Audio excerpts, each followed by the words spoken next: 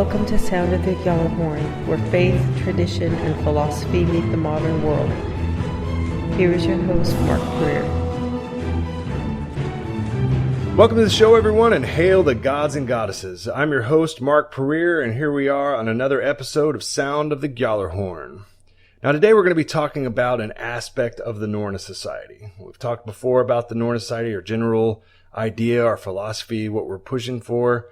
One of the things we talk about that we've shown people is we're actually broken down into three different branches. We have our scholarly branch, which is called the circles. Then we have the religious branch, you could say, which is called the clans or the Aetts.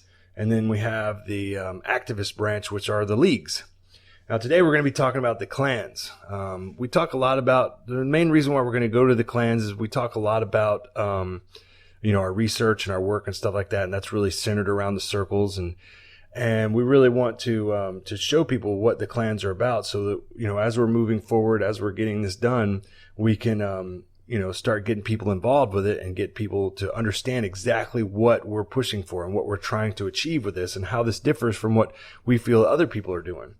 So the idea is that, once we start, we feel like we've got a strong foundation with the circles and all of our scholarly work and all of the pieces we're putting together, the traditions we're collecting, the things that we're doing, we're really going to start pushing towards the clans and really start getting those put together. And I mean, this is something that we've been working on for a long time, and we want to make sure that when we do it, that we do it right. And I mean, we're already, they're already an active branch within the society. And we actually have a league, a clan that's already established in Australia, the Gjallarhorn clan. We'll be talking about them later on. But I mean, it's not really been something that we've focused a whole lot of our energies on because there's so much work to do with the circles, so much academic work that we need to be doing. There's so many projects that need to be, taken off the ground, and a lot of stuff that we're trying to accomplish as we move forward. So the thing that we're looking at in the clans is, we want to understand the history of all of this, the history of the resurgence of Ancestry or Odinism. Not necessarily looking at the earliest forms, the ancient forms, which are, obviously going to have a different perspective. But I'm talking about like the modern incarnation of Odinism or Ancestry. It was really, you saw people like Guido von List and Alexander Rudd Mills and a lot of Frederick Marby and a lot of these guys who were building their, secret societies. Some of them wanted to establish churches. Some of them wanted to build chapels and stuff like that, and cathedrals. And you could definitely see that there was still a lot of Christian influence. I mean, in those days, and we're talking the 1920s and maybe a little bit before that, there was still very strong permeating Christian culture that they had to deal with, that they had to, conflict with and work with. So there was still a lot of that permeated their mission. A lot of it permeated their ideas on how they were going to express this. And it was fine. It's a natural evolution. Our faith was taken from us. It was stomped out, and, we have the fragments we're fortunate enough to have carried on for us, and we're, moving forward, and it's a great thing. And as the work progresses, as the work throughout the entire heathen community progresses, we can continue moving forward. We can continue coming up with new ideas and new ways to organize and new ways to pass down these traditions. And that's what we're talking about today. So as, in the 60s, and 70s, when you had groups like the Odinic Fellowship, the Austro Free Assembly, the Austro Alliance, all of these, the Odinic Rite, all these different groups, started sprouting up. There was, different ways that people decided that they would start organizing people.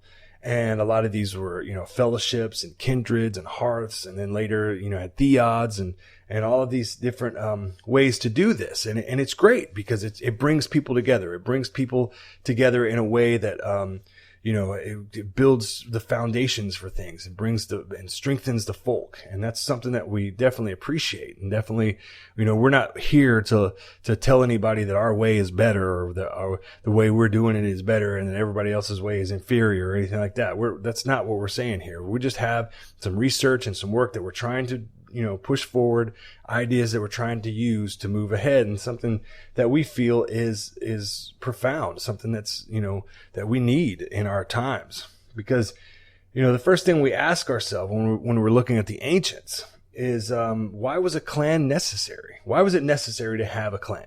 I mean, you have a family, obviously, you have kids, you get married, you have kids, but the thing is that a clan was a way to strengthen a family. It was a way to make alliances with other families so that you have a strong community. Now, here's the thing. Okay, you look back in those days when you had like the Roman invaders and you had the Huns and you had later on the Mongols and you had all these different, different clashes and wars and invasions and empires and all this stuff that was taking place. I mean, you could definitely see then that a clan was necessary.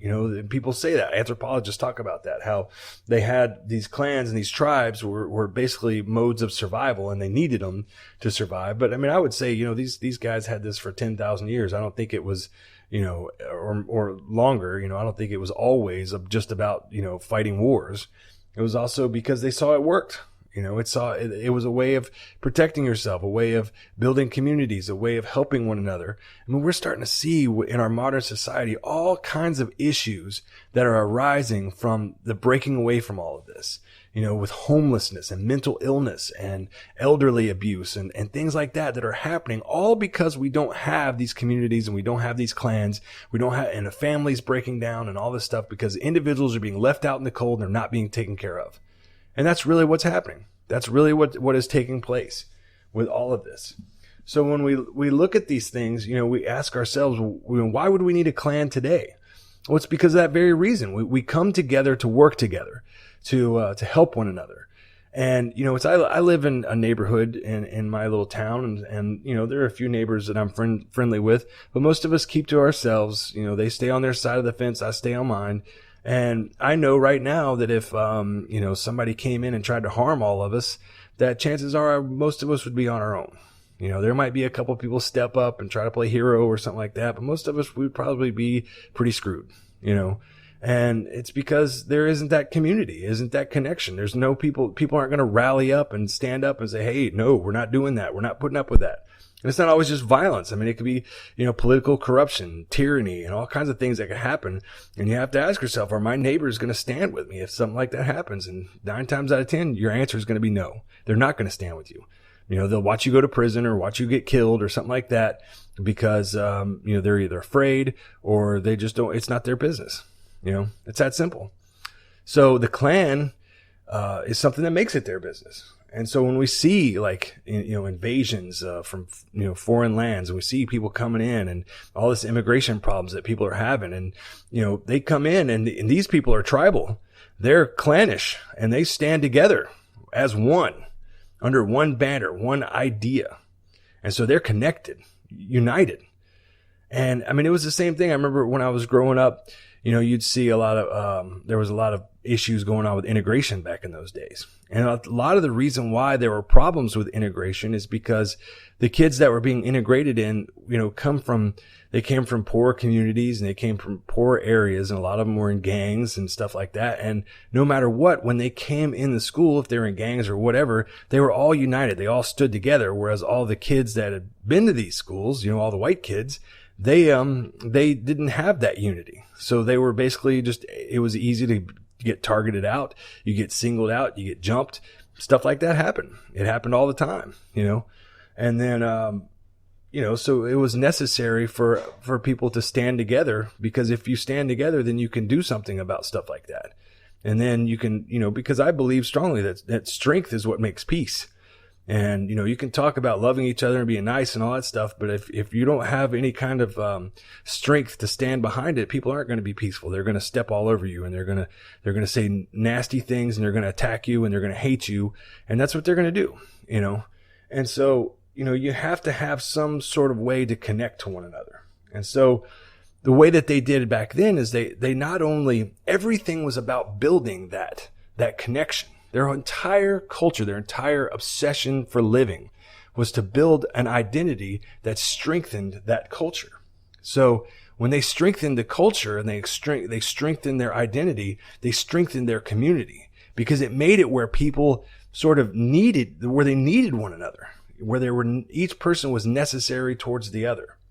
And so that needing of one another, we built those unities, built that strength, and built one another up so that any problem could be handled. You know, you didn't have like technologies to handle a lot of things and, you know, ways where you have like, you go to the grocery store, you go to the hospital or stuff like that. You needed to work with each other in order to make these things happen. So you had to have healers in your community. You had to have farmers. You had to have warriors.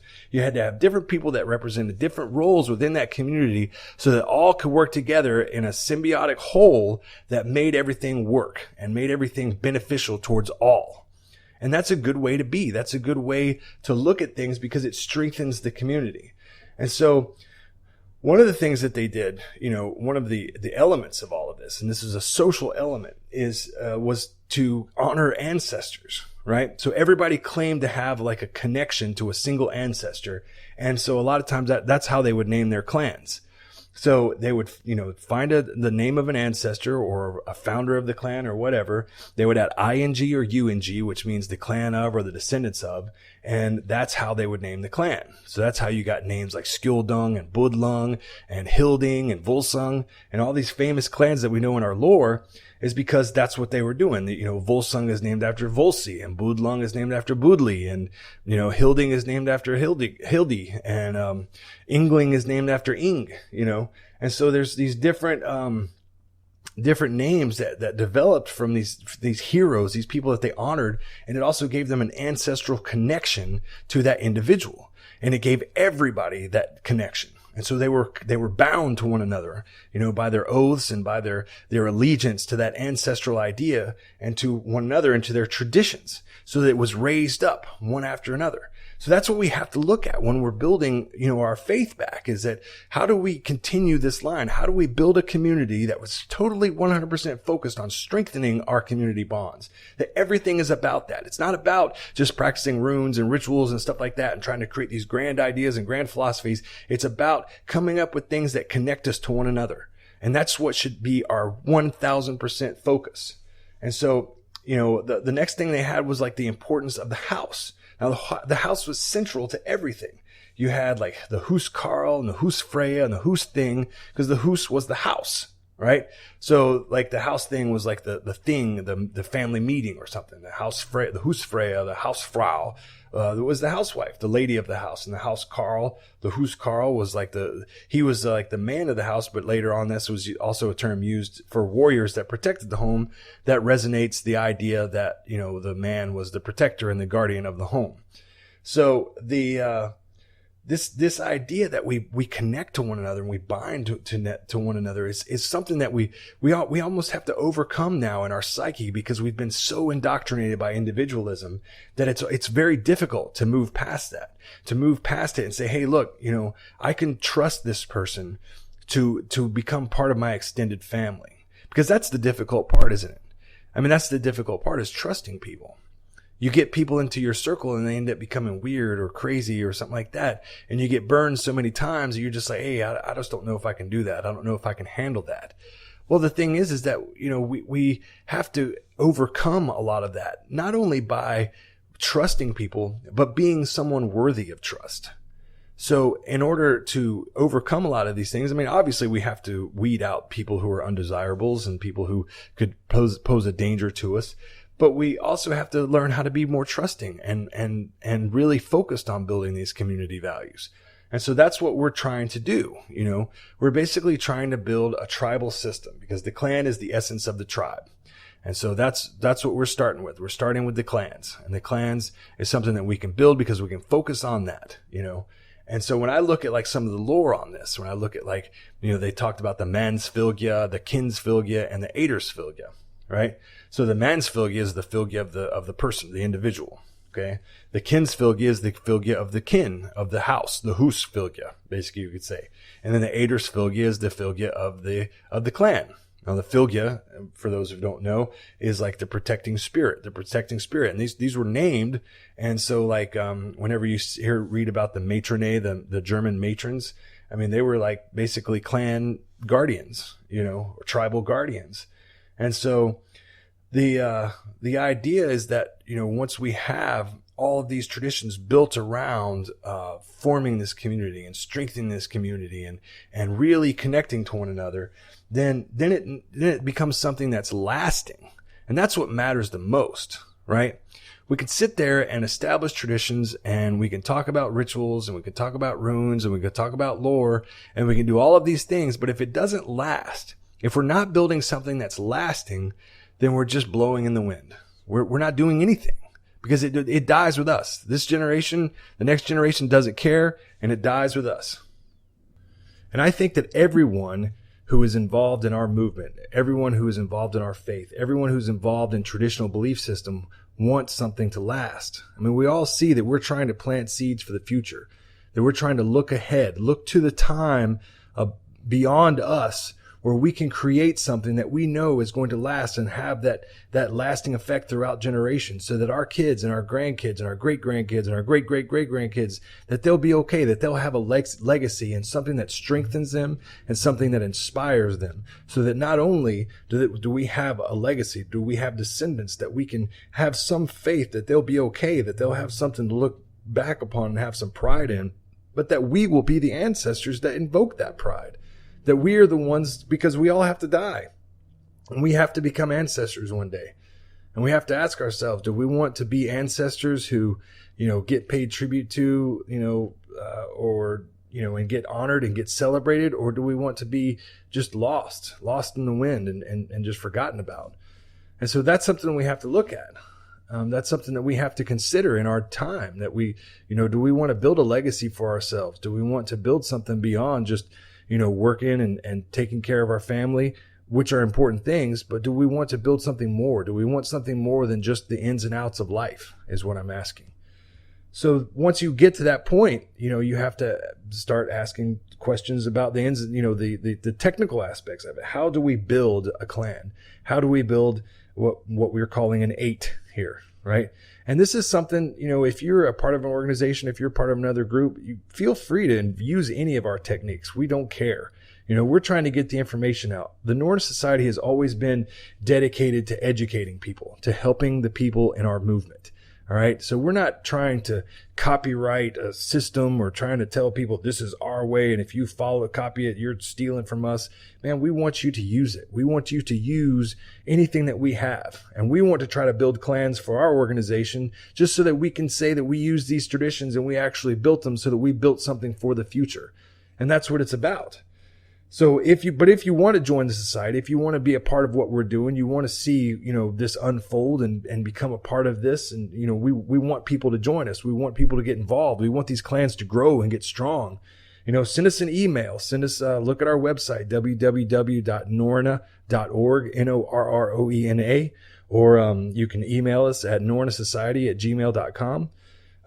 So, you can see what it is that we're trying to do here. We can send you a free PDF of our membership guide, which is called the Griffin's Book. And once you do that, once you've looked at that and you've decided you want to join this society, you ask us, like, what's the next step? Well, then the first step in starting a clan is to establish your house, right? Now, your house is your family. That's you. And that's you and your loved ones, people connected you to by blood. Now, you can adopt members into your family, into your house. People that may not want to establish a house, you can bring them into that and say, I'm adopting this person as part of my house. Once you've established your house, we'll register it within our registry. Then we'll start working on your house bind rune, right? Now, this is going to be a bind rune that we use. A lot of people, we chose to build the bind runes based on the founders, like the heads of the house. That would usually be the mother and father, or the person who's connected closest to the Norroena Society. Take their initials, blend them together into a bind rune, however you see fit, whatever you think is significant to you and your house. And it has to be significant to your house, not just to yourself. It has to be something that represents all of you. And so, these are things that these symbols become a part of who you are and get passed on to the next generation. And it'll be something that they remember. And so 1,000 years from now, they're looking like, what's this bind rune? Oh, well, this represents this ancestor so long ago that did this, that set this up for us. Right? And so once you do that, once you've established your house, you have your bind rune, you're all registered and all that stuff, then you start to look and bring other houses to you and start joining them and coming together. Once you have 2 or 3 houses together, then you start forming a clan. or then 8, right? You bring those into the society. We're all together, and we're all starting to form the clan there, right? Once that happens, you're going to choose your leader. Now, you can call your leader a Gadi, a Jarl, or whatever you want to choose, whatever name you pick for them, whatever title you give them. We just use the word leader because it's generic and it's something that, gives you the room to pick your title for them however you see fit. I would, say like a Gadi would be more of a spiritual leader. But sometimes people are leaders who are not spiritual, don't want to take on a priestly role. So that would be something like a Jarl. But like I said, whatever you name it, whatever you give it, as long as it's in fitting with our traditions and fitting with the lines and what we're doing and stuff like that, you obviously can't call him like High Space Commander or some weird thing like that, but, you, as long as it's fitting with the traditions, fitting with ideas and within the system, it's all good. And however you pick, whatever you do, whatever traditions you choose are going to be yours. So once you've picked your leader, right? You've chosen your leader. I would recommend doing that, democratically or whatever, or just however you pick them. Then you choose an ancestor, right? You're going to choose an ancestor that everyone agrees upon that you're going to name your clan. Now, sometimes there can't be agreements be made. That would be the time when the leader might have to step in and say, hey, this is what we're going to name it. Because sometimes arguments take place or whatever. That's what a leader's there for. So anyway, you're going to choose your ancestor. Once you choose the ancestor you're going to honor with your clan, you're going to take that person's name and you're going to add ing or ung to the end of it. So that's basically like, like I said, we have a clan in Australia. They're called the Eggeling clan. They named their clan after Egil Skallagrimsson.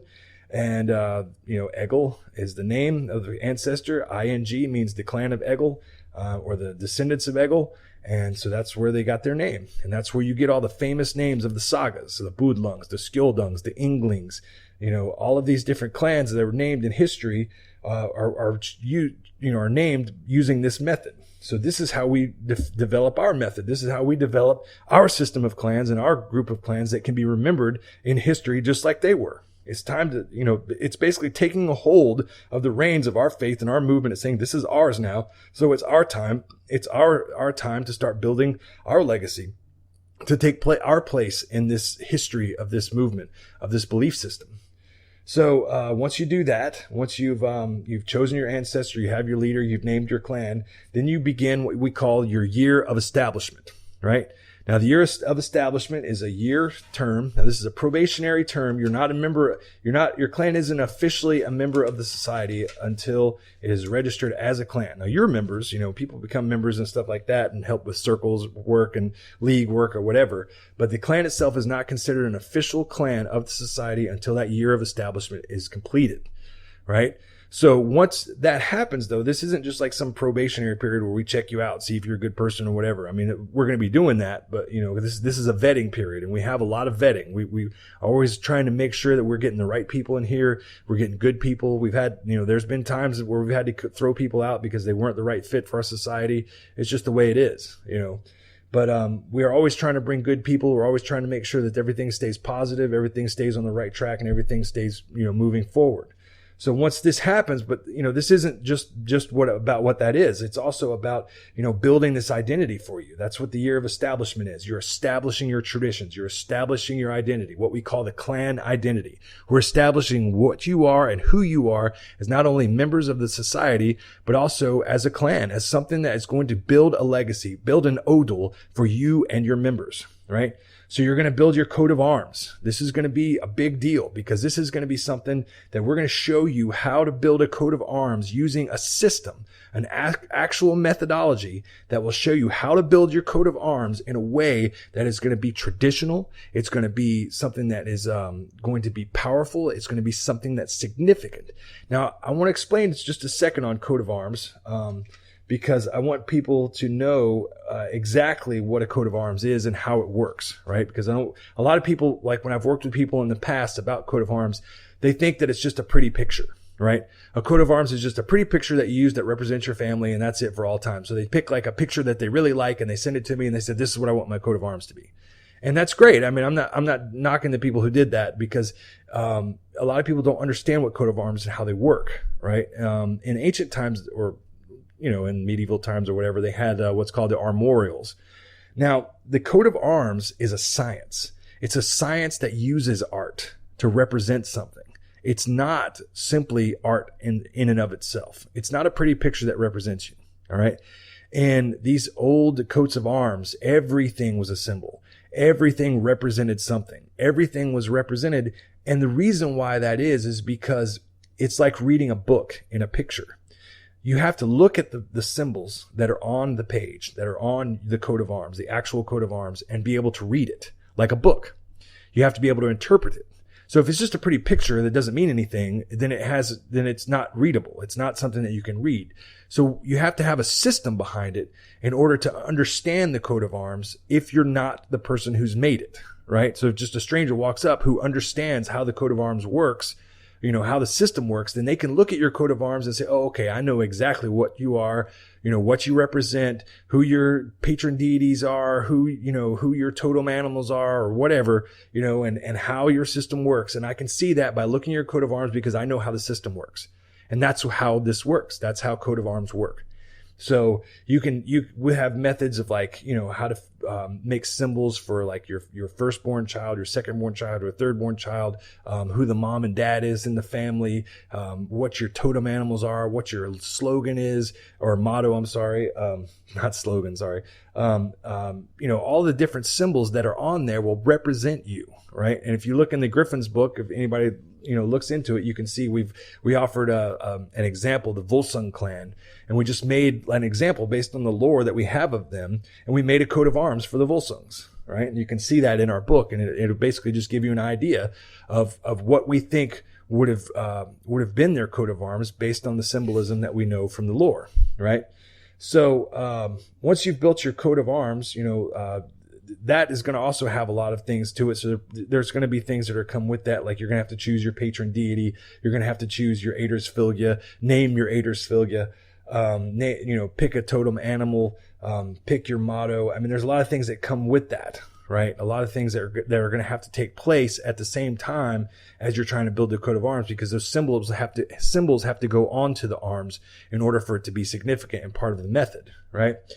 Another thing you'll be developing is you'll be developing your own rites and prayers. You'll be developing your own ritual system, how you perform the bloats, the feasts that you have. We're going to help you with all of that. Every single aspect, every single thing that you want to do, we will be there to help you every single step of the way, so that once you finish this, right? Once you've completed the year of establishment, you will be comfortable and you will be confident in that you have built something that can be registered, can be studied, can be looked at as just like we study, think of how people look at the ancient tribes when they just pore over them with a fine-tooth comb. You have to be something that needs to be studied. You have to be something that people in future generations can look back and say, okay, how did these guys work? What did this do? What did this work? And they want to pore over your records, and they want to pore over the things that you built and the things that you established and the traditions that you developed for yourself. So that's what we're doing. We're creating that. We're creating that system so that you have something that can be looked at in future generations, and they can look back and say, this is what we need to study this. We need to look at this. This is something that's significant. And so that's what we're doing, And so you're going to be looking at your, developing positions when in your clan. You'll be developing thing institutions, like how you're going to deal with legal matters and stuff like that, both inside the clan and looking out. You're going to be doing all kinds of research, and I mean, it's really going to be something that I think is going to be fun and exciting for you. Just, once you get a part of it, and once we can start helping you, once we can start growing these clans. I mean, imagine like a gathering where we have like our big, huge folk thing that we're planning on eventually having once we get all this stuff going, and we have like 100 clans there or something. And we have all these groups coming together, and they're all, standing under their banners, standing under their things. And we come together, with the symbols and the coats of arms and all this stuff. And we meet, and we know that we're all gathered together to represent something that stretches far beyond all of us. That we're not just there for the moment, that we're there for future generations, that we're all there. We have built something that we know is going to ring throughout history. And then we're going to push something to the furthest limits so that we can represent something that we know reaches so far beyond ourselves. And that's something that's so needed in our day and age, something that's so needed when we have, so many people that are just drowning in individualism and that, this sort of selfishness that's developed within our society. And, so that's what we really want to give to people. That's what we want to offer the world. And so we're really, really excited about this. This is a program that we've been working on for a long time. And we really hope that you'll come and join us in this adventure and all this work that we're doing. We got a lot of projects coming up, a lot of things that we're working on. We have some really big projects that are about to kick off, and hopefully I'll be able to tell everybody about that in the coming weeks. So like I said, if you want more information about this, if you want to contact us, you want to be a part of the Norroena Society, please come and join us. Talk to me. Send me emails, send me messages on Facebook. We can help you through any of this stuff, and we can help you to build something that will become a legacy, something that will help to give yourself a name that will ring out throughout the ages. So, contact me, ask for the Griffin's book, look at our website, www.norroena.org, email us at norroenasociety@gmail.com. and just see what we have to offer, because I think we have to offer a lot, and I think a lot of people will be really happy with what we're doing. So with that, I bid everyone a good night. I hope everyone is well out there. I hope that you're all having good times and good tidings and blessings, and may the gods watch over you all. Hail the gods and goddesses. I have dreamed a terrible dream. I pray there be no ill. You let him grieve who lies captive under the heath. I saw a house on my father's estate, walled with brick and stone. Within you were burned